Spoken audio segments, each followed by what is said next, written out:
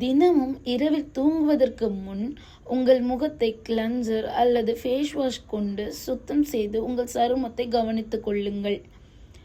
நாள் தொடக்கத்தில் மேக்கப் போடுவது எவ்வளவு முக்கியமோ அதே போன்று நாள் முடிவில் மேக்கப்பை அகற்றுவதும் முக்கியமானதாகும். சருமத்தை சுத்தமாக வைத்திருப்பதுதான் சரும பராமரிப்பில் முக்கியமானது. ஆனால் நாள் முடிவில் வீடு திரும்பிய பிறகு சருமத்தை சுத்தமாக வைத்திருப்பதுதான் சரும பராமரிப்பில் முக்கியமானது. சருமத்தை சுத்தம் செய்வதில் பலர் அலட்சியம் காட்டுகிறார்கள். இது சருமத்தின் சேதத்தை ஏற்படுத்தும்.